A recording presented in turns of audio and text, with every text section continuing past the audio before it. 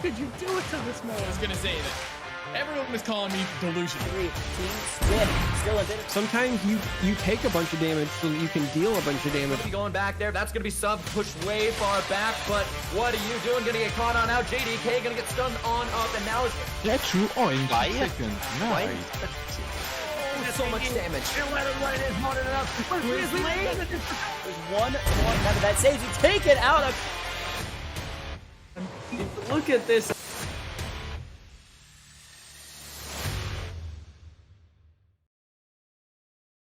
Hello everyone and welcome to Excellency Heavy League. I am Necrox, your host and eventual play-by-play for the evening, but joining me are two of the best partners I could have ever asked for to join me on the desk. We have Dia, who is new to Heavy League, or at least this season. He is a returning member from seasons past, and of course, my true love, it is DJ. How are you boys doing? I'm so glad you are here with me tonight. It just brings a smile to my face. I'm gonna go first. I'm doing really well, Necrox. I really missed Heavy League for the split that I was gone, and I'm glad that I've come back to a lot of teams still around, still kicking, and to the league having grown so much in competition and doing research for tonight. I only got more excited, and so for the first stream of the day, I don't think I could have asked for anything better. Yeah, and as for me, you can see I am doing the hyped cat meme here going on. So I am very hyped, Necrox. I am super hyped for Heavy League to come back. It's been a great week already. We've had Light League, we've had Mid League, we got the start of MSI, and now it's time for Heavy League. What more could you ask for? MSI, who needs that when you have the MSS, excuse me. It already has been posted to Twitter, but the meme lives on. But boys, we got some patch notes to check out. It feels like the off season has just been forever, and there's been so many changes. We got to get through them all. Just recently released by the god himself and Jake Kelton. Let's dig right through. Team number 1 we got here to get through is the YO Boomers. They were semi-successful, as it says here on your screen. You all can read, but really the biggest changes here for me are twofold. One, Witchell House, he's an absolute beast that's supposed to be coming in. He's new to the jungle role here for YO Boomers. That's going to be absolutely massive for team coordination. I'm really interested to see how it plays out tonight. Yeah, I think that YO Boomers, they're a team that I want to see how they've managed to grow into this season, because if there's something that I think of when I see the YO Boomers, it's definitely persistence, and you don't just play in Heavy League for 3 seasons and get the crap beat out of you. You're constantly learning, and I know we've alluded to this before, but I've placed them a little bit higher on the power rankings coming into this season, just because I think their experience, especially in week 1, is really going to hit hard.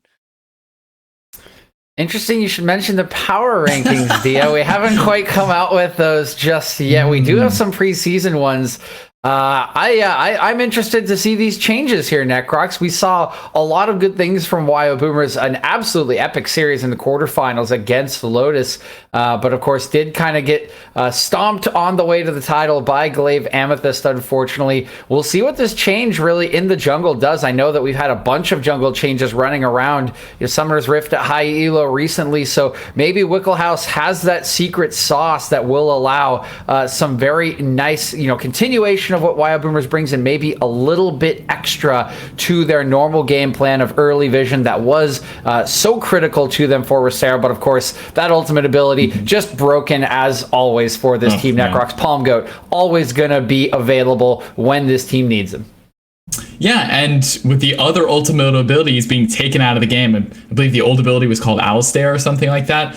With that gone, this is now to the top. I mean, through the moon in terms of power, and I'm just so excited to watch it. It's interesting that you guys bring up the power rankings. They're not quite forward-facing yet, but 3, 4, and 5 for me, Dia, and DJ for this team coming into the split. So we all expect good things. It's really just how good is it going to be when we see them play. Tonight is the night to start it all out, though. Let's move to the next section of the power rankings, or excuse me, not the power rankings, the patch notes. We'll go over both when we get there, I'm sure. The power notes. It's 11-9. We got so much stuff to go through. It's been a crazy split and off season, so let's go move right along if we can into team number 2. All right, I wonder who's next. Okay, it's New Age Frost. These guys look kind of familiar. You're right. They do. Anybody want to give us a rundown of this particular patch note? Yeah, I think this has a little bit to do with what we saw last split, and maybe a little bit of a rework, but the biggest thing here is the innovation in the top lane, and call back to the Rap God moment that even I couldn't pull out. Refrigeration with Elise top, that is massive. That's going to get buffed this split. With the way top lane has been evolving, Riot wants to see more innovation. They want to see freezing top laners making the plays up there, turning their enemies into ice. And I love to see Potato Senpai come back and just whip out whatever he wants in the top lane and make it look so good.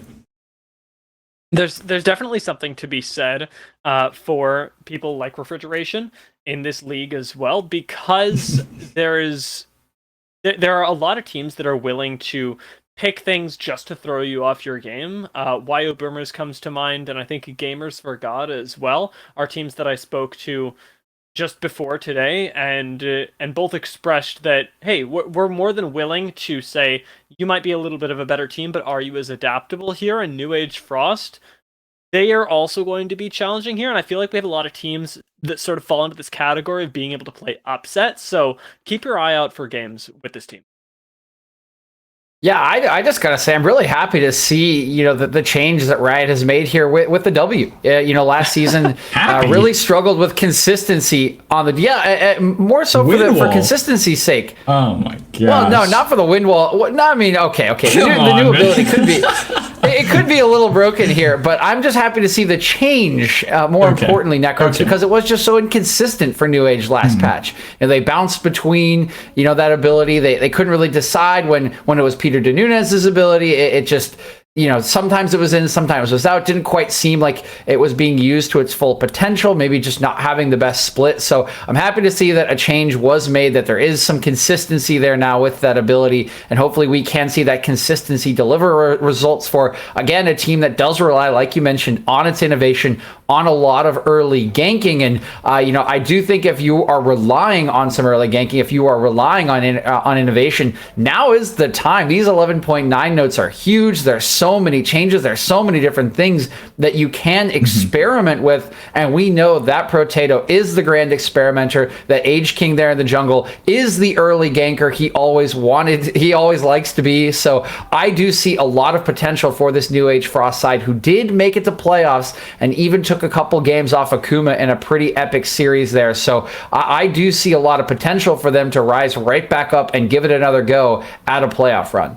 I mean, whoever didn't nerf the snowball from the Nunu last split, I don't know, Ryder needs to be fired. Whoever wrote these patch notes is absolutely terrible. Get me out. I don't want to look at this win wall anymore. Let's go on to the next team. No more Nunu. All right, let's see. Who do we got? We got Lotus.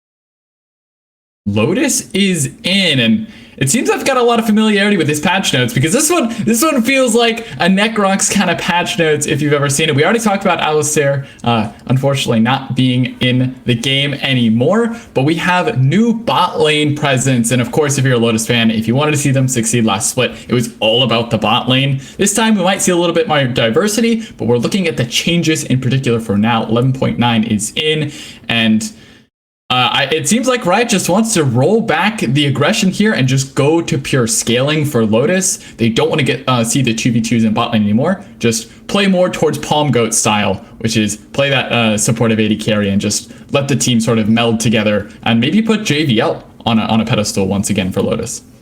Yeah, I do wonder, their basic attack change that's going to put them into this being more sort of a late game team, I think is a little bit of an odd pivot, especially because of JVL. I'm curious to see whether that move into the later stage is actually going to mean that some of the lane presence of him specifically does suffer. I know that we've got a lot of talent on this roster in general, but it's always been about the mid lane for me, and until proved otherwise, I still want to see that lane kingdom to an extent, and farming just doesn't seem to be the way to really push that.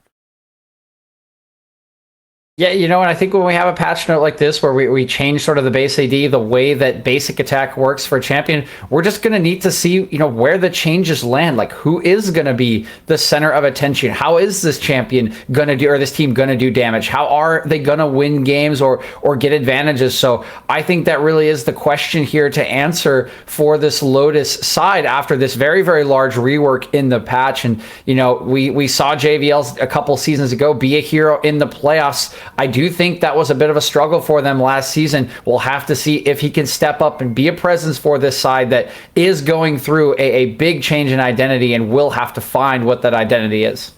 Yeah, and with a new jungler in as well, a friend of mine going to be on the works here for Lotus, so I'm excited to see not Yoshi play. I'm calling him Yoshi. He's definitely Yoshi. I don't know what this weird guise is that he's got going on, but it's more focused in the jungle for Lotus. We'll see how it pans out. The jungle has been under a fire of just changes from Hecarim dominance to Udyr dominance to Skarner dominance, now all the way back. We're looking at champions like Kindred coming in, so the carries in the jungle hopefully to be seen. But that's all we got for Lotus. It wasn't too much, just question marks around the bot lane. Let's keep it trucking here. These patch notes are absolutely massive. Orbital Void looks like to go through a bunch of changes, a complete rework. Oh yeah, we got a big rework from Orbital Void, but I gotta say it's looking pretty nice here as it did come out. Got to play test it a little bit, talk to the designer of the of this champion of the team, assisted about what it's looking to do, and they are bringing up some players that were sort of mid-league elo last season to join with some players that are very, very high elo. So I like the general rank, and I really like what they have brought together here. They're looking for this team to develop their macro throughout the season, but they want to, kind of similar to a New Age Frost style, their abilities really look like a champion that wants to hit you hard in the early game, try to stack out Drake, skirmish, and outfight you in those early stages. They don't really want to wait around. They want to let their talent shine here and work on growing their macro as this season progresses. So very excited about the abilities that have come in for this champion. I think it leaves a lot of room for skill expression and for growth, and I do think we'll see a lot of exciting early games out of this team. Yeah, and anything with a reset, I'm a big fan of here, and you can absolutely play around. You can itemize around as you play the champion, as you try and snowball through that early game. So I'm really looking at Paxax to make a big splash, and I think that that's kind of where I want to leave my expectations for the team, because with it being so new, or with all these changes, I don't really know what to expect, but I do want to say that the AD carry and the W more specifically is something that is really reliable. Yeah, and when you get all these resets, when you get all these things that can play off each other, like landing a spear under the effect of crowd control, you could absolutely get a snowball rolling, and I'd love to see what this new champion can do. Let's move right along. We have so many reworks. Let's keep it on a truckin'. A new entry into the Rift, Rage Quit Esports Arctic. Probably one of the hardest teams to pronounce this split come around. Yeah, so an absolutely brand new team here. And you know how we were talking about New Age Frost wanting to get in the early game? Yeah, this champion here wants to go even harder in the early game. I would keep your eyes, on that jungler there. The Q ability, I think, for Kappa Tai. That man is crazy, loves to go in hard, loves his 3-hit knock-up abilities as well on some skirmishing Demacians. So I think this is a team that is going to try to blow you up even faster than a team like New Age does, and basically leave it all out to dry in the early minutes of a game. They want to beat you up, beat you down, and run away with the game as quickly as they can. We're going to have to find out if they can do it consistently enough, as they did just form. So communication macro could still be an issue. Overall synergy. That's definitely go true ahead, for a dude. lot of the teams as well. That I think synergy is going to be a little bit lacking. I think it's probably what you were about to say as well, Necrox, that in the early stages, this is where the teams that we referenced earlier that do have a little bit more of an adaptability style, challenging style, I think need to make their mark. I think that the nice thing for Rage Quit here is their top laner, because even if you are relatively new, having a lane that is going to be the sort of bastion here, I'm looking at their top laner and the passive to play this weak side here, I think is going to be a big boon. All right, I love it. Again, you read my mind, Dia, that intrinsic synergy in a kit, it can scale over time, but it doesn't seem like this team scales very well. So big question marks here, but we'll keep it on moving once again. Really looking forward to see how that one plays out. But up next in the patch notes, Gamers for God, Dia, I know you're a big fan. Please explain this rework to me. It makes no sense. Yeah, so there's definitely a lot of cryptic messages here left for us by Riot. I suspect they have something to do with signature champions, but I'm not entirely certain. What I will say is that Gamers for God strike me as sort of the first sentence here. This sort of team that is going to be placed right up there with YO Boom in terms of their play style. They are relatively new, and I think that a lot of their sorting out is not just going to be around synergy, but around literally how they want to play the game as well. Because when I say they have new players, I don't just mean they're new to the team. Some of them are literally new to Legends, and that gives a lot of room for identity shifts throughout the course of the season. Be what it may, I don't think these changes are final. Okay, not final changes, so maybe things can evolve over the split. Maybe we'll have to get a mid-split patch notes even. Who knows? Maybe Riot's planted something down the drain. Gamers for God, this team is brand new to us, really. I mean, the counterpart to YO is released this patch, so who knows where they're headed. I'm really looking forward to that matchup when we get it. Gamers for God, have to keep my eyes on them. It could get lost in the muck as the split goes on, but who knows? Maybe they'll emerge as shining stars. Let's keep it moving again. Got to keep things on a rolling before the games get underway with all the new changes. LBK Lemons. Now, this is an absolute essay written for the rework. Riot wants everything evolved. Yeah, Riot clearly putting a lot of effort into this champion. This is looking like some Samira stuff going on here with their descriptions, but I do think we've taken a close enough look that we can kind of summarize what's going on here. This is a team very, very high potential. It can kind of fall flat in some of the execution. So I think the floor decently high, but can fall off the ceiling really, really high if it comes together for this team. It sounds like it's a little bit of a two-part kind of thing, like you split the lemon down the middle. Bit of a top side focus for the team. They seem to be very coordinated on that top side with those abilities, really having synergy with each other. The bottom side, kind of their own world sometimes. We'll have to see if they find a way to get everyone on the same page, but even if they do pick one side, of the map, even if some of their abilities are stronger than others in tandem, that can be something that can be very successful. We saw Vlad Banners Only play that way last season. Very top side focused team with their mid jungle, their mid jungle top, all playing either for each other or for one or two of those members. So I'm excited to see what this team can bring out. It looks to me like Riot have really designed something here that could go all the way, very, very deep into the playoffs. In my opinion, the ceiling is that high. Am I missing something, or are their top lane and mid not their top lane? We're on the same page, Tia. Yeah. Once again, I think DJ's on with the analysis, but something about these names, man, it just doesn't make sense. They're on the wrong abilities. The key bindings are all messed up. Something's gone awry here. Someone's not getting enough sleep behind the scenes. This one, call it a wash. LBK Lemons. We'll see how the rework comes out. All right, let's move on. Let's get this up the screen. Let's get out of here. More disgusting than the win wall. Sparta Pride, the origin of war. This looks threatening, just on face value.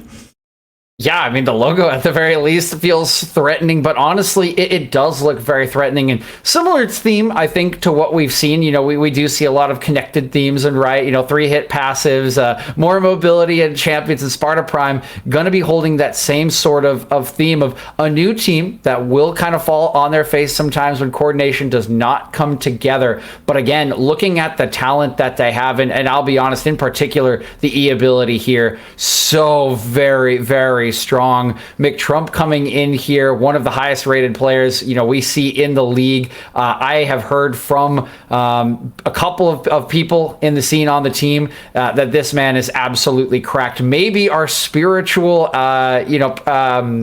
successor to the missing Alistair ability in this league. We'll have to find out. It is a big ultimate ability to fill, but if there's someone to do it, the whispers for me are that this might be the person.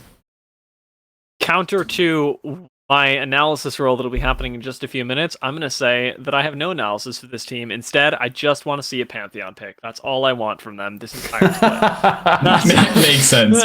It seems like we're all in agreement, though, that it's going to be a season of the bot laners, and McTrump, you got yourself to prove. Let's keep it on a truckin'. Once again, 11-9. I think we're only down to 1 or 2 more at this point, maybe 3 at most. 2 flash. How could we forget the troll of all teams, formerly VBO? They're getting a rework of their own. There's really not much changing here. It's 3 out of 5 that are getting reworked. So overall, for a returning team, that's not too bad.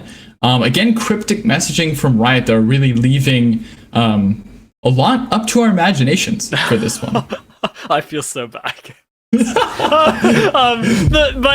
you know what? I know somebody at Riot. I'm gonna kind of translate for this here. Okay. A lot of these, again, I do want to say are reliable players here. I think that as a staff, we have quite a bit of contact with their bot laner Stingus, and it's somebody who we can again look for the team to play around, especially now that their jungler has been replaced.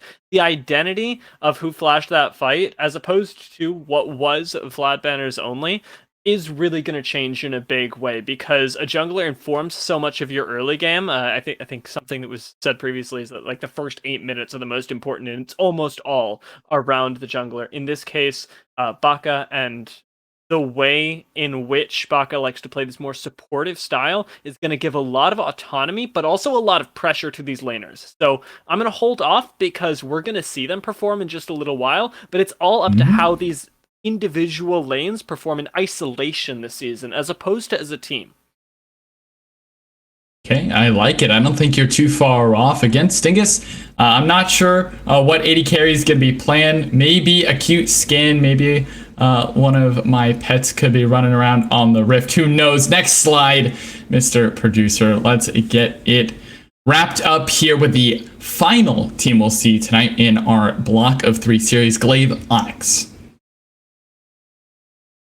Yes, Glaive, Onyx, and I will come out and say it. The reigning champions here of Heavy League. No! How could you Glaive, say Onyx. They are, yes, a new set of players, reworked abilities, updated abilities, but they carry the pedigree of the organization that largely dominated Heavy League last season, winning 2 of the leagues. Yes, these are not the Glaive Amethyst players. This is a redesign, a new color scheme coming in here. We've got a much darker theme for Glaive Onyx, but we have some players coming over from the Akuma squad last season that we know are tried and true. We know they are rocks for this side, and the rest of the composition also looks very, very strong. So they are the spiritual successors to the org that won Heavy League last season, and they as individuals now, as a team, will have to prove that the players are also successors to that victory that was earned by Glaive Amethyst. The org holds the title. The players now have to prove